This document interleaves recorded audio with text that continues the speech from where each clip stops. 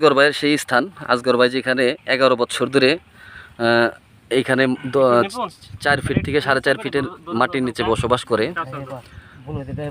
হ্যাঁ হ্যাঁ, যাই হোক, সে এখানে কিন্তু একটা মই আছে, মইয়ের মাধ্যমে, মইয়ের সাহায্যে সে নিচে নামে এবং কি উপরে ওঠে। তো আমরা এখন আজগর ভাইয়ের মুখ থেকে কিছু কথা শুনবো। তুই ওই পাশে যাই না, তুই সাইডে থাকবে, মানে কথাটা যখন টানে উপরে সুইচ দেওয়া আছে না। হ্যাঁ, আজগর ভাই তাহলে এই জায়গায় কতদিন ধরে আছেন? এখানে আসলে বার হলো কার্তিক মাসে, যখন শস্য হালটাল বায়ু সময় এসে এটা খুঁজে থাকা হয়েছে। আর এর আগে কোথায় ছিলেন আপনি? এর আগে ওদিকে বলারামপুর, তারপরে পাইসানা। বলরামপুর কতদিন ছিলেন একটু যদি বলতেন দয়া করে। ওটা সঠিক, ওখানে মনে করেন বলারামপুর আর পাইসানা মিলে 1 বছর। 1 বছর। হ্যাঁ, তারপরে গেল ওই 6 বছর পড়ছে মনে করেন বেতই। 6 বছর? হ্যাঁ, ওইখানে অনেক দিন ছিলেন। ওইখানেও এই 2-3 বার গড় খোদা হয়েছে। আচ্ছা, ওইখানের গর্ত কি 10 ফুট এরকম আমরা যেভাবে দেখলাম এখানকার মতন 10 ফুট গর্ত? ওখানকারটা একটা হলো খবর সিটিং করছিলাম, পরে আর একটা মুখ চাপা নিচে 10 ফুট খাই করছি। 10 ফুট? এটা হলো 4 ফুটের উপরে, এটা 4 ফুট। আচ্ছা, আপনি জানি গর্তে থাকতেন, বর্ষাকাল আসলে তো আমরা জানি এই এলাকাটা অনেক নিচু এলাকা, বর্ষা হলে ভাঙ্গে পড়ে যায়। বর্ষা ভাঙ্গা পড়ে যায়, তখন কোথায় থাকেন আপনি? তখন তো টানে যে কোনো জায়গায় কারো বাড়ির তো অন্যান্য জায়গায় থাকা, তখন দরবারে থাকে। দরবারে থাকে। আসলে যদি কিছু না মনে করতেন তাহলে আমরা একটা কথা জিজ্ঞেস করতাম।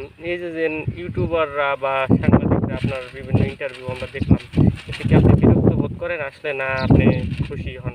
এটুকে যতটুকু আল্লাহ এটা কর্ম আছে এটাকে চলবেই আর কি, এটা বিরক্ত মনে করা যাবে না। সবই তো আল্লাহর ইচ্ছা। সবই আল্লাহর ইচ্ছা। তো আপনি কি চান যে ইউটিউবাররা আরো আসুক, না চান না, কোনটা? যদি দিনটা ছবি হলে আসে তাহলে আমার ডিস্টার্ব, আমার নিজের কাজ, আপনার কাজ কিছুই চলবে না। আচ্ছা আজগর ভাই, কম আসলে এই এখন তো আপনি সারা ওয়ার্ল্ড আপনাকে চিনে, আপনি একজন ভাইরাল মুখ। তো সেই হিসাবে আপনার কি আনন্দ বোধ মনে হয়, মানে আপনার কি খুশি মনে হয়? আনন্দ বোধ খুশি আমার জন্য কষ্টই। আমার জীবন যেভাবে চলছে ওভাবে চলবে, এটা আমি বলতে পারবো না না, এখন তো আপনাকে সবাই চিনে, আপনি তো ভাইরাল। আজগর ভাই এখন ভাইরাল। এটা মনের ভাষা, মনের একটু। আগে তো দেখা যেত যে আপনাকে এই এরিয়ার মানুষ, এই অঞ্চলের মানুষ শুধু চিনতো। এখন আপনাকে সারা বাংলাদেশ তথা সারা পৃথিবীর লোকজন আপনাকে চিনে, যে বাংলাদেশের অমুক স্থানে অমুক জায়গায় এই আজগর নামে একজন লোক আছে, সে এইরকম মাটির নিচে 11 বছর যাবত, ঠিক আছে, সে সাধনা করতেছে। সেই হিসাবে কি আপনার ভালো লাগে? সেই হিসাবে ভালো আর কি, এটা খবরটা নাই, ঠিক এটিকে জন্য ভালো আর কি। জি জি। তো আপনি যেন 12 বছর আছেন, এই যে খাওয়া দাওয়া বা অন্যান্য ব্যবস্থা এগুলো কিভাবে একটু যদি বলতেন আমাদের। খাওয়া দাওয়াটা আমি এখানে মাসে হাতে খাই, এখানে পাকিয়ে খাই।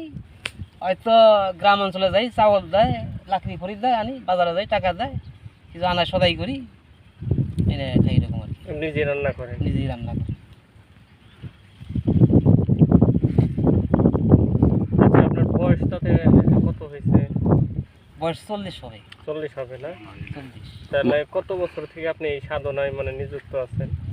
এটা এমনি তো বাকি জীবন গেছে, হয়তো সংসারে কাজ করতাম, আমরা অন্যদিকেও যে কামলা দিতাম, এই কাজের দিকে ছিলাম। এখন বর্তমানে শুরু মেন গাড়ি চাপ পড়ছে হলো 11 বছর ধরে। 11 এই বছর? বেশি 11 বছরে। এটা কি আপনার পীরের নির্দেশে আছে? পীরের আদেশে।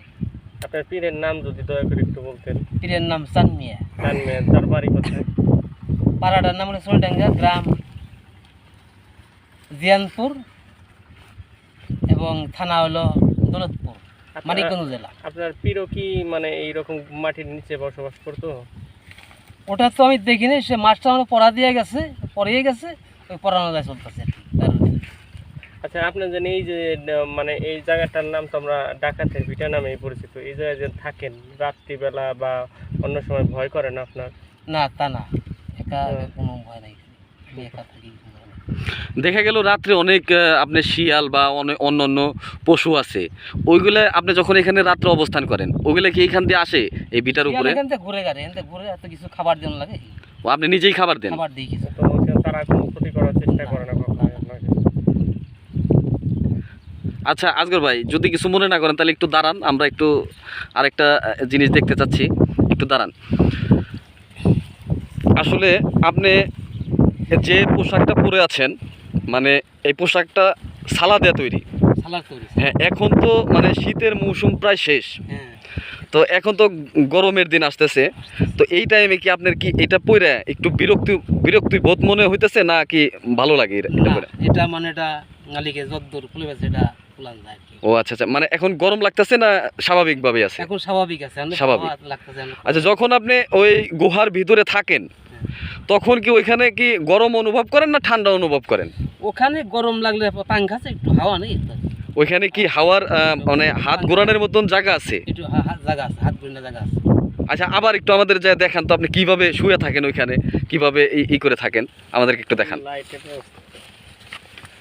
আমাদের আজগর ভাই আবার গুহায় ঢুকতেছে, ঢুকে আমাদেরকে দেখাইতেছে সে কিভাবে এখানে শুয়ে থাকে বা কিভাবে কি সে করে গুহার ভিতরে।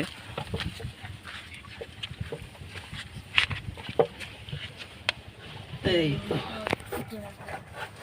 একটা হলো দেখে হেলিয়ার দিয়ে এইরকম থাকে, ও একটা মই আছে, ওই মইটা এইভাবে দিয়ে তারপরে শুয়ে থাকেন রাত্রিবেলা। হ্যাঁ, এই যেমনি পাঙ্খাটা ঘুরান। ও আচ্ছা আচ্ছা, ওই ভেতরে জায়গাও আছে না? জায়গা আছে, ওই যে পাও দিছি ফলট। ভিতরে কিন্তু অনেক ভাই একটু জায়গা করেছে পাও রাখার জন্য, পাও মেলে শোয়ার জন্য। লম্বা ওই জায়গা হয় কি পুরোপুরি। আচ্ছা আচ্ছা, ঠিক আছে। আচ্ছা, এই যে আমরা দেখতেছি প্রচুর মশা, এগুলো এগুলো বিরক্ত করে না আপনাকে? মশা কিছু কামড়ায়, কিছু রক্ত খায়, আবার খেদাই, এরকম আর কি। এরকম না? হ্যাঁ, কয়েল টয়েল তো জ্বালান না? না, কয়েল জ্বালান যায় না। কয়েল জ্বালানো যায় না, তাই না? না, কয়েল চলে না। এই যে আজগর ভাইয়ের ছোট্ট একটা সংসার। তো আজগর ভাই, আর একটা প্রশ্ন করি, তো বিয়ে শাদী কি করেছেন? না, বিয়ে করি নাই। বিয়ে করবেনও না? না, বিয়ে করার দরকার নেই। বিয়ে করার দরকার নাই? না, তো বিয়ে করে যদি আপনার একজন সঙ্গী হতো তাহলে তো ভালো হতো। ওই সঙ্গী সবারই, ওই সঙ্গীর কোনো কাজ নাই, ওই সঙ্গীতে কোনো ওই কাজ হবে না, আপনি এইভাবেই জীবন পার করবেন, এই তো? হ্যাঁ। দেখেন, আমি আমার মতো আর একজনকে পাইলে আমার সঙ্গী হতে ভালো। হ্যাঁ, ওই রকমই, মানে আপনার মতন যদি কাউকে পান তাহলে কি সঙ্গী করবেন? তা কি পাওয়া যাবে? যদি পান, ওটা আল্লাহর ইচ্ছা, আল্লাহ জানে। আচ্ছা, তাহলে আপনারা কষ্ট দিলাম, আবার একটু বেরোয় আসেন। আবার একটু উঠে আসেন আজগর ভাই, আসেন। যদি কিছু মনে না করেন, অনেক কষ্ট দিতেছি ভাই, কিছু মনে করতেছেন? কষ্ট আর কি, এটা গিয়া স্বাভাবিক। ধরতে হবে। তো আজগর ভাই, আর একটা কথা বলি, অনেক ইউটিউবাররা তো আপনার এদিকে একটু ভিডিও তাকান, ছেড়ে তাকান viral হয়ে আজগর ভাই। গেছে, অনেক টাকা ইনকাম করতেছে, তাহলে আপনি কি আপনার তাতে কি ক্ষতি আছে যদি ইনকাম করে আপনার ভিডিও ছেড়ে যারা ইনকাম করতেছে? তাতে আমার সমস্যা নেই, এটা এটা আপনারা আপনাকে কর্মটা আপনাকে জন্য, এটা আমার দায়ী না। কর্মে যা পাইছেন তাই। না, তাতে তো আপনার কোনো নাই, না, যদি আমার আমরা এই ভিডিও ছাইরা যদি ইনকাম করি বা ইউটিউবাররা করে, তাতে তো আপনার কোনো সমস্যা আমার নাই। কোনো সমস্যা, এটা আমার দায়ী না। আচ্ছা, ধন্যবাদ আপনারে। ওটা আপনাকেও কর্ম, আপনাকেও টাকা। আচ্ছা, এইখানে আমরা শুনেছি ইউটিউবের মাধ্যমে বিভিন্ন সোশ্যাল মিডিয়ার মাধ্যমে আমরা দেখেছি আপনি এখানে রান্না বান্না করেন, সেই স্থানটা কোথায়? ওই যে ওই যে। রান্না বান্নার স্থানটা যদি একটু আমাদের দেখাতেন। হ্যাঁ, আজগর ভাই এইখানেই রান্না বান্না করে খাওয়া দাওয়া করে সে কিন্তু বাড়ি ঘরে নিরুদ্দেশ হিসেবে এখানে থাকে আর কি। এই যে যারা এই দেখেন আজগর ভাই এইখানে ভাবছিলেন এতক্ষণ আজগর ভাই আসলে কোথায় রান্না বান্না করে খায়। এই যে আজগর ভাইয়ের ডিলাক্স রান্নাঘর, এই রান্নাঘরেই আসলে আজগর ভাই রান্না করে। যদি কোনোদিন সময় পায় তাহলে আজগর ভাই যদি কোনোদিন রান্না করে আমাদের সামনে, তাহলে অবশ্যই আপনাদের সেই ভিডিও দেখাবো। পুষ্কর, তো আমরা তো দেখতে পেলাম এখানে আপনি রান্না করে খান। আমরা যদি আপনার কাছ থেকে একটু দাওয়াত চাই, আপনি কি আমাদেরকে দাওয়াত করে কি একদিন খাওয়াবেন? আমরা মানে ইচ্ছা পোষণ করতেছি যে আপনি আমাদেরকে একদিন খাওয়াবেন এখানে, আপনার নিজে হাতে রান্না করে। এটা তো সমস্যা, এটা সবাই খাবে তাহলে আচ্ছা সম্ভব না, তাই হোক যাই হোক, ওইটা সম্ভব না, বেশি একদম বিপদে ফেলে দিছি আমার রাজগর আলী ভাইকে। আচ্ছা আসেন আপনার স্থানে আবার আসেন। রান্না করে অনেকেই খাইবার আছে, ওটা আমি দিন ওটা নিয়ম না ওটা। যাক সেটা হয়তো বা আপনার তরিকা ভুক্ত বা আপনার পীরের